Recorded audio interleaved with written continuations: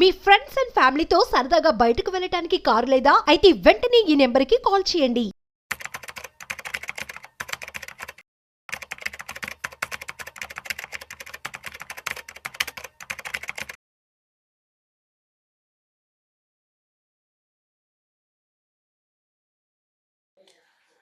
Welcome to Vishnu talks. నేను మీ విష్ణు. ప్రస్తుతం నాతో పాటు AMFI registered mutual fund distributor Bonigala Salmon garu ఉన్నారు. వారితో మాట్లాడదాం. సాల్మన్ గారు నమస్తే సార్. నమస్తే అండి విష్ణు గారు. Welcome to Vishnu talks. Thank you అండి. సో సాల్మన్ గారు, ఈ మధ్యకాలంలో యంగ్స్టర్స్ అనేవాళ్ళు నెలకి 1,50,000 నుంచి 2 లక్షల వరకు సంపాదిస్తున్నారు.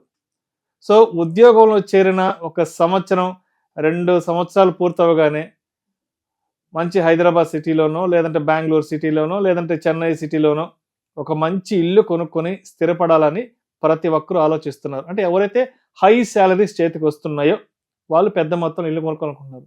కాబట్టి యంగ్స్టర్స్ అనేవాళ్ళు అప్పుడప్పుడే కెరీర్ స్టార్ట్ చేశారు, అప్పుడప్పుడే హై శాలరీస్ తీసుకుంటున్నారు. కాబట్టి అటువంటి వాళ్ళు ఇల్లు కొనుక్కోవడం అనేది, అంటే ఈఎంఐలు పెట్టి ఇల్లు కొనుక్కోవడం అనేది ఆస్తిని సమకూర్చుకోవడమా లేదంటే అప్పులు పోగేసుకోవడమా, ఏంటి, దీన్ని ఎలా కన్సిడర్ చేయాలి అంటారు?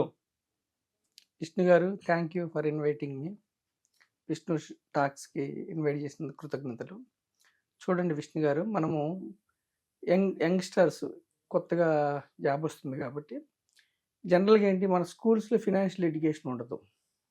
వాళ్ళ సబ్జెక్టు చెప్తారు, ఫినాన్షియల్ ఎడ్యుకేషన్ ఉండదు. కాబట్టి ఏదన్నా చిన్న చిన్న మిస్టేక్స్ చేసే అవకాశం ఉంటుంది. మనం ఏమంటున్నామంటే వాళ్ళకి ఫినాన్షియల్ లిటరసీ ఇవ్వటం కోసం మనం ప్రయత్నిస్తున్నాం విష్ణు గారు. అయితే చూడండి, ఎవరికైతే జాబ్ వస్తుంది, మీరు అన్నారు 1.5 lakh 2 lakhs శాలరీ, లేదంటే గవర్నమెంట్ ఎంప్లాయీస్ అనుకోండి, భార్యాభర్తలు గవర్నమెంట్ ఎంప్లాయీస్ అయినా 1.5 2 lakhs ఉందనుకోండి జీతం. ఇక్కడ మనం ఏం చెప్తున్నామంటే వెంటనే అసెట్స్ బిల్డ్ చేసుకోకుండా వెంటనే ఇల్లు కొనుక్కుంటే అది లయబిలిటీ, అప్పే. అంటే ఇల్లు అనేది బిగ్గెస్ట్ ఎమోషన్. ఇల్లు కొనుక్కుంటే ఉన్న తృప్తి ఇంకెందులో ఉండదు. కానీ మనం ఆ ఇల్లు ఆ తృప్తికి మనం కొన్ని మిస్టేక్స్ చేయకుండా ఎలా కొనుక్కోవాలని చెప్పడం కోసం మనం ఈ వీడియో. ఇప్పుడు చూడండి, ఫస్ట్ మనము ఏం అసెట్స్ క్రియేట్ చేసుకోకుండా ఇల్లు కొనుక్కున్నారనుకోండి, అప్పుడు ఏం పరిణామాలు ఉంటాయి? అసలు ఫస్ట్ అసెట్స్ అంటే ఏమిటి, లయబిలిటీస్ అంటే ఏంటి? అసెట్స్ అంటే ఆస్తులు. అసెట్స్కి ఒక డెఫినేషన్ ఏమిటంటే విష్ణు గారు, అసెట్స్ అంటే మనీ, నాకు క్యాష్ ఫ్లో నాకు రావాలి, నాకు రావాలి, డబ్బు నా జేబులోకి రావాలి. లయబిలిటీస్ అంటే ఏమిటి, నా చేతిలోంచి డబ్బు వెళ్ళిపోతుంది బయటకి, నా జేబులోంచి బయట out going. So asset build చేసుకోకుండా, ఇప్పుడు సపోజ్ హైదరాబాద్లో ఫ్లాట్ ఎక్కడైనా చూడండి ఒక 1 CR ఉంటుంది, అవును కదా, ఒక 10 lakhs 15 lakhs డౌన్ పేమెంట్. సరే, వీళ్ళు ఒక 1 year 1.5 year సేవింగ్ చేసిన అమౌంట్, లేదంటే అప్పు, లేదంటే పెద్దవాళ్ళు ఇచ్చిన ఏదైనా గిఫ్ట్ అమౌంట్ ఇచ్చిందో, లేదంటే పర్సనల్ లోన్ ఏదో సంథింగ్ తీసుకుంటే, పర్సనల్ లోన్ తీసుకుంటే మళ్ళీ అది ఈఎంఐ, మళ్ళీ హౌసింగ్ లోన్ ఒక 80 to 85 lakhs తీసుకుంటారు, సుమారుగా 75,000 నెలకి దగ్గర 1,00,000 రూపాయలు అయిపోతుంది, 80,000 ఈఎంఐ. ఇక అక్కడ నుంచి జీవితాంతం 20-30 ఏళ్ళు బ్యాంక్స్ కోసం మాత్రం పనిచేయాలి. మనం ఈఎంఐ రూపేణా ఇల్లు కొనుక్కుంటే అది ఆస్తి కాదు, లయబిలిటీ. లాస్ట్ ఈఎంఐ కట్టే వరకు ఇల్లు మంది కాదు, బ్యాంక్ వాళ్ళది, బ్యాంక్ చేతిలో ఉంటుంది. చూడండి, 1.5 lakhs శాలరీ అంటే ఫస్ట్ థింగ్ ఏంటి, 1.5 2 lakhs శాలరీ అంటే ఫస్ట్ థింగ్ అతనికి మంచి ట్యాక్సెస్ ఉంటాయి, అంటే గవర్నమెంట్ కోసం పనిచేస్తున్నాడు. సెకండ్ ఏంటి, అతనికి వచ్చేది అంతను కానీ ఎంప్లాయర్ కోసం పనిచేస్తున్నాడు. థర్డ్ ఏంటి, బ్యాంక్స్ కోసం పనిచేయాలి. ఇల్లు కొనుక్కుంటాడు కాబట్టి ఇక 20-25-30 ఏళ్ళు మనం తిన్నా తినకపోయినా ఈఎంఐ కట్టాల్సిందే. మన యూత్ కానీ మిడిల్ క్లాస్ వాళ్ళు కానీ చేసే మిస్టేక్ ఏమిటంటే విష్ణు గారు, 25-30 ఏళ్ళు ఇల్లు లేదనో, లేదంటే హైదరాబాద్లో ఇల్లు లేదనో ఎమోషనల్గా వెంటనే కమిట్ అయితే, ఇల్లు కొనుక్కోవడానికి వెంటనే సిద్ధపడితే 20-30 ఏళ్ళు ఈఎంఐ కట్టాల్సి ఉంటుంది. రెండవది ఏమిటి, ఇల్లు కొన్న మరుక్షణంలో అంత పెద్ద ఇల్లు కొనుక్కున్న తర్వాత కారు మెయింటెనెన్స్లు, ఇంటీరియర్, కారు, మళ్ళీ లోపల ఫర్నిచర్ అన్నిటికీ మనం ఈఎంఐలో ఇంటీరియర్లు, మెయింటెనెన్స్లు. క్రెడిట్ కార్డులో మనం కొన్నాం అనుకోండి వస్తువులు, సపోజ్ ఒక్కసారి మనం పేమెంట్ సరిగా చేయకపోతే ఎంత పర్సెంట్ వేస్తారు? సుమారుగా 36%, 40%. మళ్ళీ సిబిల్ స్కోర్ ఎగిరిపోద్దాడా? 36% అంటే చూడండి విష్ణు గారు, మనకి మనం ఎంత చెప్పినా మార్కెట్లో ఏం చెప్తాము, 10%, 12% వస్తుందని చెప్తాం. సెన్సెక్స్ ఉదాహరణ చూపించి 36% వడ్డీ మన దగ్గర వస్తుందంటే బ్యాంక్కి పెద్ద స్టాక్ మార్కెట్ ఎవరు? Credit card defaulter.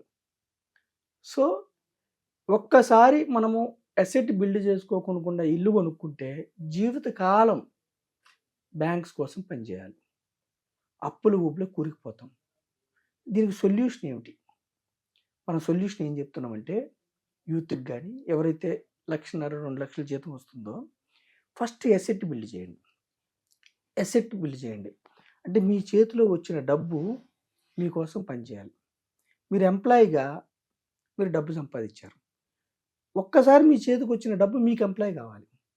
మీరు నిద్రపోతున్నా కానీ ఆ డబ్బు మీకోసం 24 hours పనిచేయాలి. ఎలా చేయాలి? ఇన్వెస్ట్ చేయండి. ఎక్కడ ఇన్వెస్ట్ చేయమంటున్నాం? ఎక్కడైతే డబ్బు మీ చేతిలోకి తెచ్చి పెడుతుందో ఇన్వెస్ట్ చేయటం వల్ల మనీ మీ చేతిలో జేబులోకి రావాలి, అక్కడ ఇన్వెస్ట్మెంట్ మార్గాలు ఏమున్నాయి? సేవింగ్స్ మార్గాలు బ్యాంకులు, ఎఫ్డీలు, పోస్ట్ ఆఫీసులు, ఇవన్నీ సేవింగ్స్, ఎండోమెంట్ పాలసీస్. అక్కడ మీకు ఇన్ఫ్లేషన్ కంటే తక్కువ వస్తుంది కాబట్టి మీకు అక్కడ ఇన్ఫ్లేషన్ కంటే తక్కువ వచ్చినప్పుడు అది ఇన్వెస్ట్మెంట్ కాదు. ఇన్వెస్ట్మెంట్ ఏమిటి? Real estate, equities, equity mutual funds, ఇవి. అయితే మనం ఏమంటున్నామంటే ఒక 10 years మీరు ఎమోషన్ కంట్రోల్ చేసుకోండి. 10 years నెలకి 50,000 లెక్కేసుకుంటే కూడా 10 years పాటు మీరు ఇన్వెస్ట్ చేసుకుంటే, ఈక్విటీ డైవర్సిఫైడ్ ఈక్విటీ మ్యూచువల్ ఫండ్లో ఇన్వెస్ట్ చేసుకుంటే మీరు సుమారుగా 60 లక్షలు కడతారు. అది 12%. అజ్యూమ్ 12% గ్యారంటీడ్ కాదు, అజ్యూమ్ 12% వస్తుందని మీరు భావిస్తే సపోజ్ 1,20,00,000 అవుతుంది. 1,20,00,000 అయిన తర్వాత మీరు అప్పుడు ఇల్లు కొనుక్కుంటే, ఇప్పుడున్న 1 crore అప్పుడు ఇల్లు 180 కావచ్చు, 170 కావచ్చు, 2 కావచ్చు, 2 CR కావచ్చు.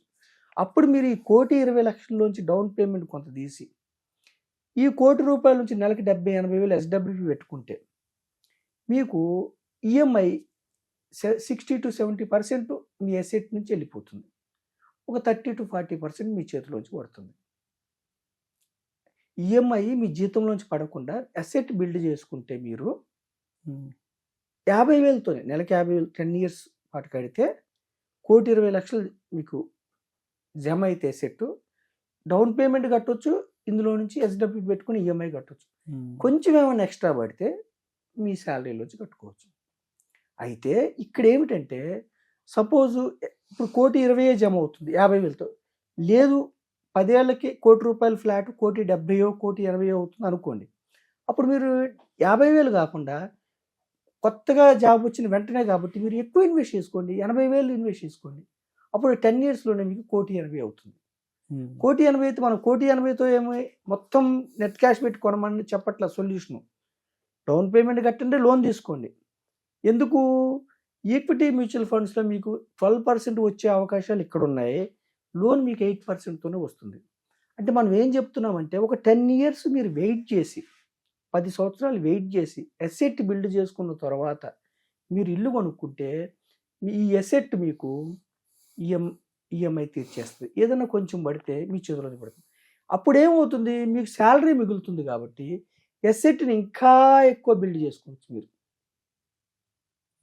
మీకు శాలరీ అంతా అలాగే ఉంటుంది కదా, ఈఎంఐ ఎక్కడి నుంచి వెళ్తుంది, ఏదో కొంచెం పడుతుంది కదా, ఇంకా ఇన్వెస్ట్ చేసుకోవచ్చు. సో మీ అసెట్ ఇంకా పెరుగుతూనే ఉంటుంది. అసెట్ బిల్డ్ చేయడం కూడా ఎలా ఉండాలంటే విష్ణు గారు, మనం జాబ్ చేస్తున్నాం అనుకోండి 8 hours, ట్రాన్స్పోర్ట్ 1 hour 10 hours పోతే కూడా మీరు మీ ప్రజెన్స్ లేకపోయినా మీకు అసెట్ పెరుగుతూ ఉండాలి. మీ ప్రజెన్స్ ఉండకపోయినా వైజ్గా ఇన్వెస్ట్ చేస్తే ఏమవుతుంది?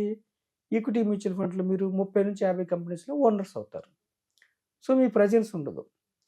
మీ ప్రజెన్స్ లేకపోయినా మీకోసం 50 కంపెనీలు పనిచేస్తాయి. మనం ఎందుకు 12% ఎగ్జాంపుల్ ఇస్తున్నామంటే సెన్సెక్స్లో 15% వచ్చింది. సో మనం ఏమంటున్నామంటే యూత్కి, కొత్త మిడిల్ క్లాస్ వాళ్ళకి ఉద్యోగం వచ్చిన వెంటనే ప్యారలల్గా అసెట్ బిల్డ్ చేసుకోకుండా పూర్తిగా లయబిలిటీస్ ఈఎంఐలోకి, ఇంటి ఈఎంఐ, కార్ ఈఎంఐ, ఇంటి ఫర్నిచరు, కిడ్స్ ఎడ్యుకేషన్, ప్రతిదీ వెకేషన్స్, ప్రతిదీ క్రెడిట్ కార్డుతో ఈఎంఐలతో వెళ్తే జీవితకాలం బ్యాంక్స్ కోసం పనిచేయాలి. సొల్యూషన్ ఏంటి? ఫస్ట్ అసెట్ బిల్డ్ చేసుకోండి, ఇన్వెస్ట్మెంట్ హ్యాబిట్ చేసుకోండి, సేవింగ్స్ వద్దు. బ్యాంకుల్లో ఎఫ్డీల్లో కానీ recurring deposit, post office, endowment policies వద్దు. టర్మ్ ఇన్సూరెన్స్ తీసుకోండి, హెల్త్ ఇన్సూరెన్స్ తీసుకోండి, దానికి తప్పు పట్టట్లేదు. కానీ సేవింగ్స్ వద్దు. ఇన్వెస్ట్మెంట్ చేస్తే అయితే స్టాక్స్ చేసుకోవచ్చు, లేదా ఈక్విటీ మ్యూచువల్ ఫండ్ చేసుకోవచ్చు. స్టాక్స్ అంటే మీకు నాలెడ్జ్ ఉండాలి. మీరు అసలే ఉద్యోగంలో బిజీగా ఉంటారు కాబట్టి మీరు ఎనాలిసిస్ చేసే అవకాశం ఉండదు. కాబట్టి ఈక్విటీ మ్యూచువల్ ఫండ్లో చేసుకుంటే ఒక 10 yearsకి మీరు ఒక డీసెంట్ వెల్త్ క్రియేట్ చేసుకుంటారు. ఎస్డబ్ల్యూపీ తీసుకుంటుంటే కూడా ఆ వెల్త్ మళ్ళీ మీకు అది పార్టిసిపేట్ అవుతుంది.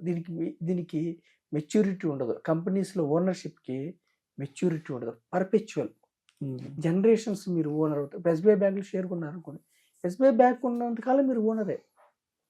సో మనం ఏం చెప్తున్నామంటే యూత్కి వెంటనే అసెట్ బిల్డ్ చేసుకోకుండా, అప్పులు ఊబులో ఇరుక్కుపోకుండా ఒక అసెట్ బిల్డ్ చేసుకోండి. వైజ్గా ఇన్వెస్ట్ చేసిన తర్వాత మీరు ఇల్లు కొనుక్కుంటే ఆ అసెట్ నుంచి మీకు ఈఎంఐ వెళ్ళిపోతుంది. ఏదైనా ఎక్స్ట్రా పడితే మీ శాలరీ నుంచి కొంచెం పే చేసుకోవచ్చు. మళ్ళీ అసెట్లోకి మీ మనీ పంపడం వల్ల డబ్బుని సమకూరుస్తూ జీవితకాలం మీరు హ్యాపీగా ఉంటారు. అందుకని నేను విష్ణు టాక్స్ ద్వారా ప్రజలకు ఎడ్యుకేట్ చేసేది ఏమిటంటే, విష్ణు గారు ఫస్ట్ అసెట్ బిల్డ్ చేయండి. తర్వాత మీకు కావాల్సింది ఈ అసెట్ బిల్డ్ నుంచి వెకేషన్స్కి వెళ్తారా, ఇల్లు కొనుక్కుంటారా, కారు కొనుక్కుంటారా, మీ ఇష్టం. లైఫ్ లాంగ్ హ్యాపీగా ఉంటారు. ఒక 10 years ఇన్వెస్ట్ చేయండి. Thank you sir. Thank you so much Salmon garu. ఉద్యోగం వచ్చిన వెంటనే ఈఎంఐ తీసుకొని ఇల్లు కొనడం అనేది ఆస్తిని కూడబెట్టడం అవుతుందా, లేదంటే అప్పులు పోగేసుకోవడం అవుతుందా అనే దాని గురించి చాలా చక్కగా, డీటెయిల్డ్గా, చాలా సరళంగా ఆడియన్స్కి తెలియజేశారు. Thank you so much sir. Thank you అండి విష్ణు గారు.